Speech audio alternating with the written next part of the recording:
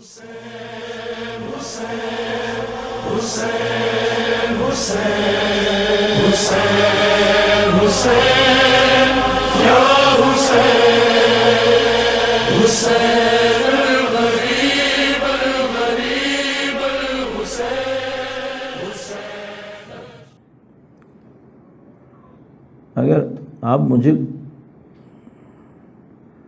آپ کسی کو کچھ پیسہ دیں، اپنی مثال بیچ میں نہ ڈالوں نا بلا میں، آپ کسی کو کچھ پیسہ دیں اور اس سے کہیں کہ میرے لیے ایک گھر لے لو. اب مثال کے طور پر ابھی آپ کراچی میں آپ گئے لاہور، چلیں چھوڑیں، آپ قم گئے، نجف گئے، کربلا گئے، وہاں گئے اور آپ نے جا کر وہاں پہ ایک بندے کو ٹھیک ٹھاک پیسہ دیا اور اس سے کہا کہ میرے لیے ایک اچھا سا گھر لے لو یہاں پہ. تو آپ سے کہے کہ بھئی آپ اچھا سا گھر لے کے کیا کرو گے؟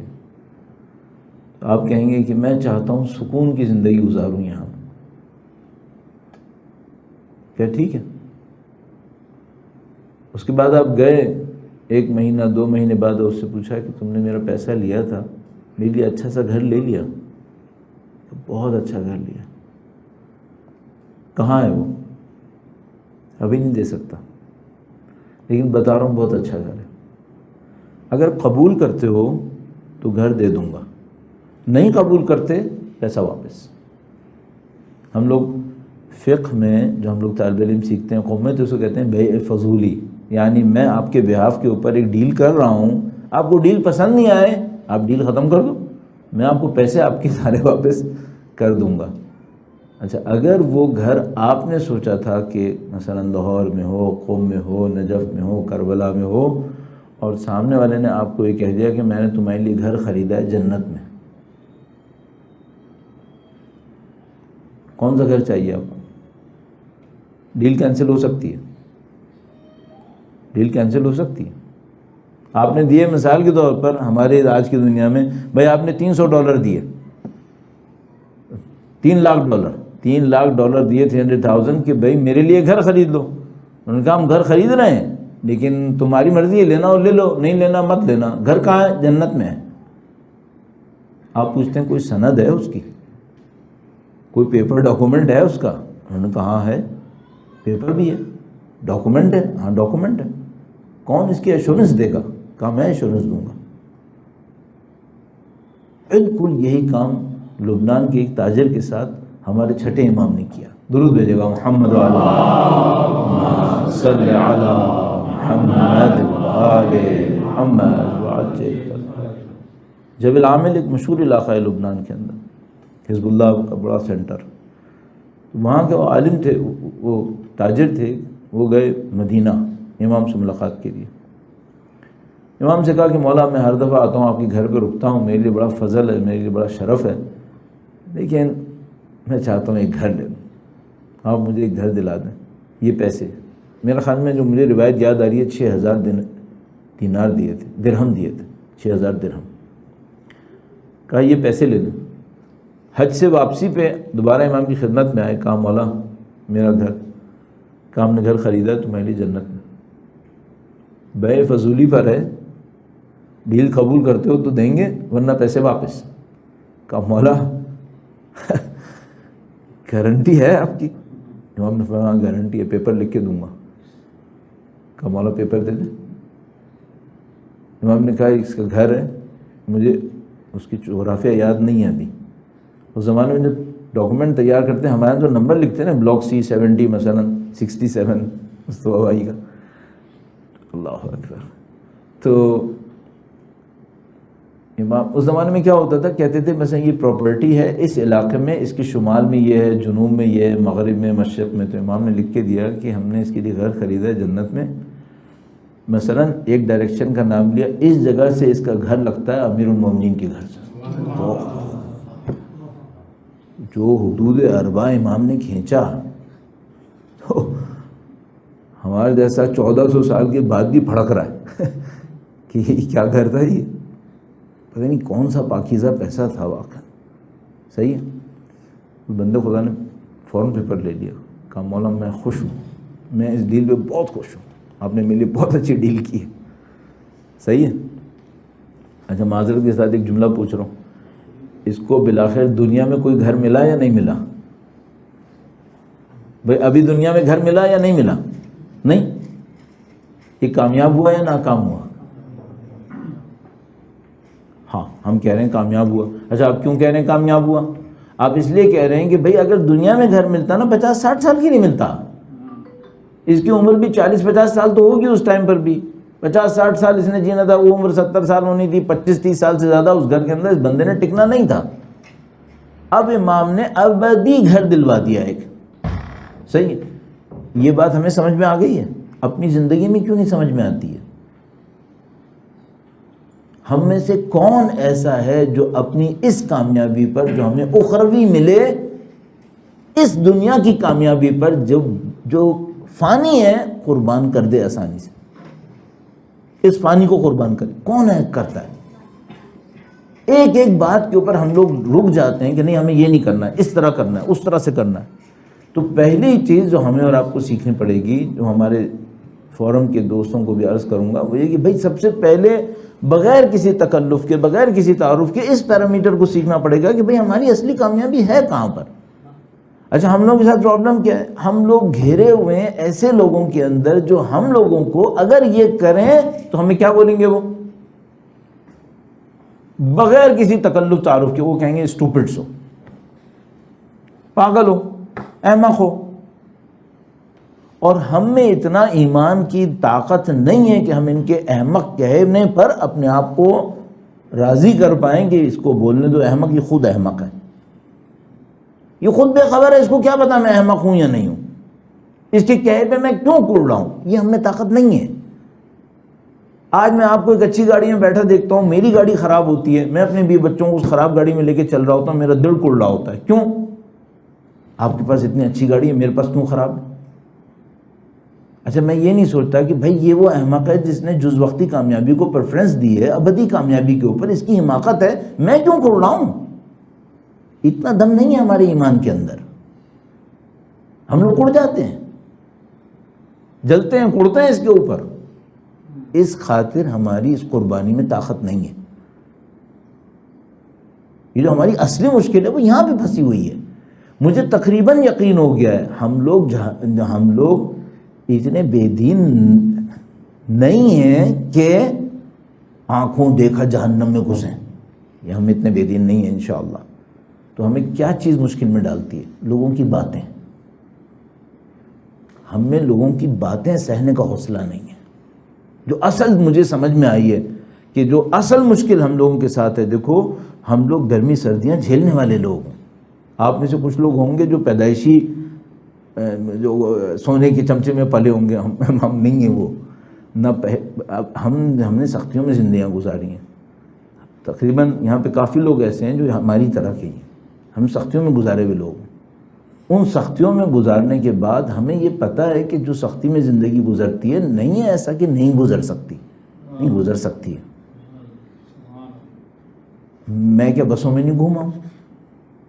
مجھے نہیں پتا کہ بسوں میں بھی زندگی گزر سکتی ہے. میں نے گزاری ہے یار. آج اگر میں نہیں گزار رہا تو ایک علیحدہ مسئلہ ہے, کل تو گزاری تھی. کیا ہمیشہ اے سیز میں رہے تھے ہم لوگ؟ نہیں, ہم لوگوں نے گرمیاں کھائی ہیں. کیا ہم لوگوں کے پاس ہمیشہ مثال کے طور پر اچھے پیسے ہوتے تھے, زیادہ پیسے ہوتے تھے؟ نہیں, اڑتے تھے, کم ہوتے تھے, اور ابھی بھی ہوتا ہے. بعض اوقات مشکل میں پڑتے ہیں. تو کیا جو مشکل میں پڑتا ہے مثلا وہ سڑکوں کے اوپر گھومتا ہے, کیا اس کی زندگی نہیں گزرتی؟ کیا گزرتی ہے؟ تو ڈر کس بات کا ہے؟ ڈر باتوں کا ہے, باتوں کا ڈر ہے. جس دن ہمارے ایمان میں اتنی طاقت آ جائے نا کہ ہم باتوں سے گزر جائیں, یہ ہمیں نہ کھولائے. وہ جو قرآن کریم فرماتا ہے, لکھے لا تاسوا علی ما فاتکم ولا تفرحوا بما آتاکم. اس چیز سے مت ڈرو جو تمہارے ہاتھ سے نکل جائے گی, اس چیز پہ خوش مت ہو جو تمہارے ہاتھوں میں آ جائے گی. ان سے نکل جاؤ. اگر ہم یہ کرنے میں کامیاب ہو گئے نا, پھر ہمیں ایک چانس ملے گا. وہ کیا؟ جو ٹرو سکسیس ہے اس کو آئیڈینٹیفائی کرو, پکڑ لو اسے. اور جب تک ہم یہ نہیں کریں گے نا, یہ اینک ہماری ہمیشہ بلر رہے گی. جب تک ہمارے کام دوسروں کی باتیں سن رہے ہیں, جب تک. ابھی دیکھو ہم لوگوں کے ساتھ پرابلم کیا ہے بھائی, آپ سے میں بہت تیزی سے موضوع کو ادھر ادھر کر رہا ہوں. دنیا میں ڈیموکریسی مشہور ہوتی ہے تو ہم بولنا شروع کر دیتے ہیں اسلام میں ڈیموکریسی ہے. دنیا میں سوشلزم مشہور ہوتا ہے، ہم بولنا شروع کر دیتے ہیں اسلام میں سوشلزم ہے. ہمارے ملک کے اندر ایک نیشنلسٹ پارٹی مشہور ہو گئی تو ہم نے کہا اسلام بھی نیشنلزم قبول کرتا ہے. بھائی یہ تمہارا دین ہے یا تمہارے کان ہے؟ صرف جو کان میں پڑتی ہے وہی دین بول دیتے ہو. یہ بتاؤ دین کیا ہے؟ آج میں نے بڑا گھر بنانا ہے تو میں ساری دنیا کو بتاؤں گا اسلام میں بڑے گھر کی بڑی فضیلت ہے. کل میرے غربت کا مارا ہو گیا تو میں بتاؤں گا دیکھو بھائی غربت بہت زبردست زندگی ہوتی ہے، اسلام میں بڑی فضیلت ہے اس کی. بھائی یہ دین ہے یا یہ ہمارے کان ہے؟ صرف جو کان میں پڑ گیا وہی دین بول دیا. یہ کیوں ہے ایسا؟ کوئی اتنی وہ جو ہم لوگ کہتے ہیں محاورے میں، تو بھائی اتنا تپڑ دکھاؤ، جا کے دین پہلے پکڑو، جا کے دیکھو دین کیا ہے، اس کے بعد پھر آؤ میدان کے اندر. کہ بھائی مثلا ابھی مجھے مثلا فرض کریں میں نے کوئی جناب علی بڑی پروڈکشن کرنی ہے، یہ کرنا ہے وہ کرنا ہے، تو میں کہوں گا مولا امیر المومنین نے دیکھو کتنے کھیت لگائے تھے، کتنی نہریں آباد کی تھیں. اچھا اس وقت بھول جاؤں گا کہ مولا امیر المومنین غریب بھی تو تھے ایک زمانے میں. اور جب مجھے غربت کو ہائی لائٹ کرنا ہوگا تو میں کہوں گا امیر المومنین اتنے غریب تھے، روٹیاں اپنے گھٹنے سے توڑ کے کھاتے تھے. اور وہ جو کھیت اور کھلیان تھے وہ میں بھول جاؤں گا پھر اس وقت. تو ہماری کہانی کیا ہے؟ ہماری کہانی یہ ہے کہ ہمارا اپنا ایمان سالڈ نہیں ہے، ہم اپنے کانوں کے اوپر چل رہے ہیں. ہم میں سے کوئی ہو طاقتور انسان جو جا کر یہ دیکھے بھائی یہ دین ہے، اس دین کی بنیاد کیا ہے؟ دین کی بنیاد کیا ہے؟ دین کی بنیاد ہے خذوا من ممرکم لمقرکم. تم غریب ہو یا تم امیر ہو، یہاں سے وہ اٹھا لو جو تمہیں اس دنیا میں کام آ جائے. بس کوئی یہ کر لے، اگر یہ کر لیتا ہے بھائی یہ کامیابی ہے. اچھا اب یہ کامیابی کیسے ملنی ہے؟ اب میں اتنا وقت اسی کے اوپر لگا دیا. ہم سے بات انہوں نے کی تھی بھائی کتنی دیر کا، ہم نے کہا تھا 45-50 منٹس کا ہوگا، لیکن ہمیں جو ٹاپک تھوڑا سا اور آگے بڑھانا پڑے گا. درود بھیجے گا محمد وآل محمد صلی علی محمد وآل محمد وعجل کر. پہلے تو یہ ہو گیا انسان کیا ہے، بتا دیا انسان یہ سب کو معلوم ہے، دہرا رہے ہیں ہم لوگ صرف. انسان یہ ہے. کامیابی کیا ہے؟ کامیابی یہ نہیں کہ یہاں پہ کیا بن جائے، یہاں تم چیمپئن بنتے رہو. یہ چند مائی لارڈ اگر واقعا انسان سوچے زندگی اور موت میں فاصلہ کتنا ہے، کتنا فاصلہ ہے. یہ جو دماغ میں کرنٹ دوڑ رہا ہے برین کا اور اس کے نروز کا، صحیح ہے. جس دن ہم برین ڈیڈ ہوتے ہیں نا، ہم ایکچولی ڈیڈ ہو جاتے ہیں.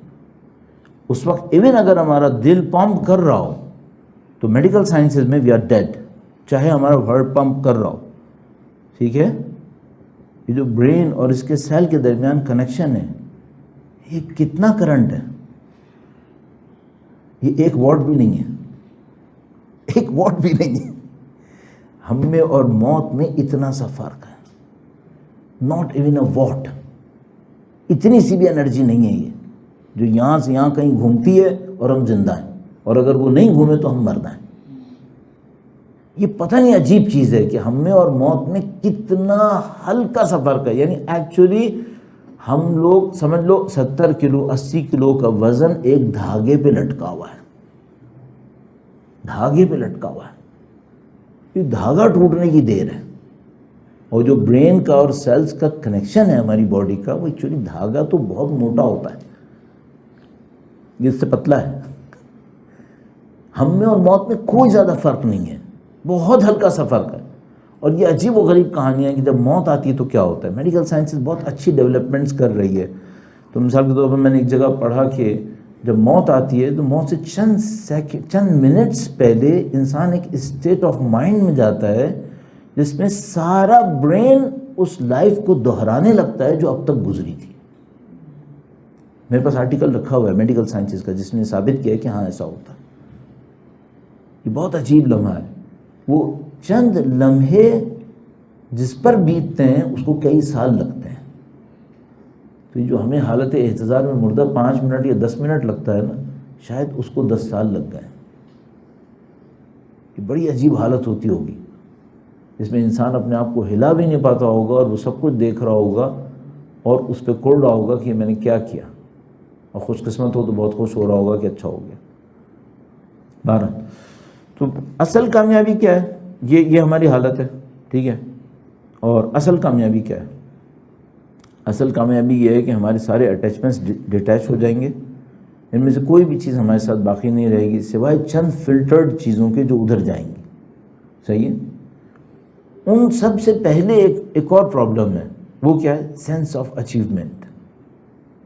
میں تیزی کی وجہ سے اور اپنی کم علمی کی وجہ سے معاملے کو خراب بھی کر رہا ہوں شاید. مرنے سے پہلے ایک چیز چاہیے آپ کو، وہ کیا؟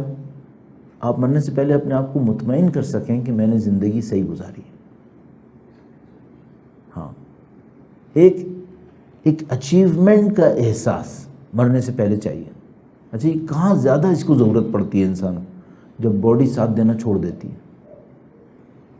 جب تک آپ کی میری باڈی میں دم ہے نا، ہم لوگ طاقتور ہیں، ہماری بہت ساری کمزوریاں چھپی رہیں گی. سائیکالوجیکل کمزوریاں، روحانی کمزوریاں چھپی رہیں گی، کیونکہ باڈی میں طاقت ہے، کھیل رہے ہیں. جب باڈی میں طاقت ختم ہونے لگتی ہے تو ہماری ڈپینڈنس شروع ہو جاتی ہے. جب ڈپینڈنس شروع ہو جاتی ہے تو اچانک مجھے احساس ہوتا ہے کہ اب میں وہ بات نہیں ہے اب میری. صحیح ہے. پھر ایک ٹائم پہ نعوذ باللہ تعالیٰ فرض کریں، ایسی میں معذرت کے ساتھ عرض کر رہا ہوں، فرض کریں کوئی آدمی بالکل بیڈ پہ آ گیا، اب دنیا میں کوئی اس کی سننے والا نہیں، مثلا نہ وہ سنا سکتا ہے، کچھ بھی نہیں رہا. جن گھروں کو اس نے بنایا تھا ان سے مزہ لینے کے لیے جسم نہیں ہے اب اس کے پاس، کچھ نہیں بچا. اچھا، اب یہ آدمی اپنی پچھلی زندگی کو ریویو کرتا ہوگا یا نہیں کرتا ہوگا؟ کرے گا. کچھ بھی کر لے کرے گا. جب یہ ریویو کرے گا تو خوش ہوگا یا غمگین ہوگا؟ صحیح. اس وقت ایک سینس آف اچیومنٹ چاہیے. کیا اس موقع میں اپنے آپ کو دھوکہ دے پاؤں گا کہ میں نے اچیومنٹ کی ہے؟ نہیں. ابھی میں دے سکتا ہوں. میں نے کل عرض کیا تھا، انسان کسی کو دھوکہ دے لے، لیکن ایک بات یاد رکھے، اللہ دھوکے میں آئے گا نہیں، نہ اللہ کے فرشتے دھوکے میں آئیں گے. ہم ایک حد تک اپنے آپ کو دھوکہ دے سکتے ہیں، اس کے بعد نہیں دے پائیں گے.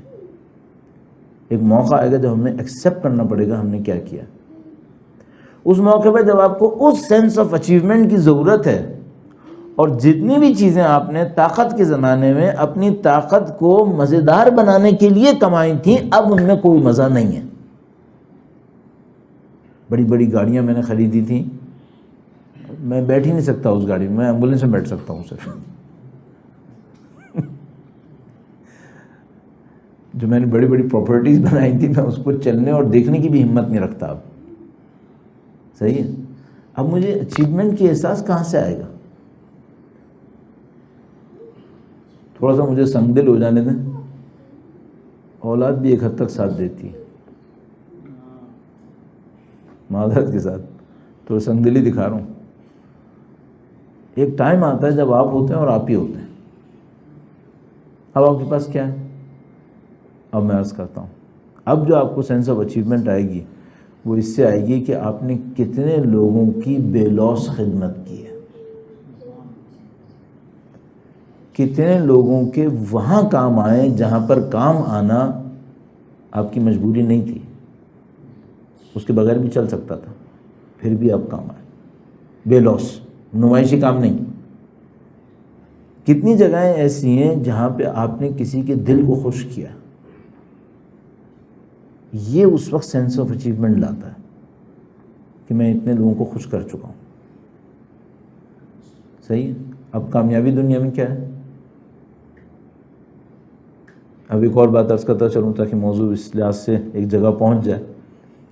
یہ خدا کا نظام اتنا عجیب ہے، اس کو میں عرض کرنے کی کوشش کرتا ہوں. درود بھیجے گا محمد و علی محمد، صلی علی محمد و آل محمد وعجل فرجہ.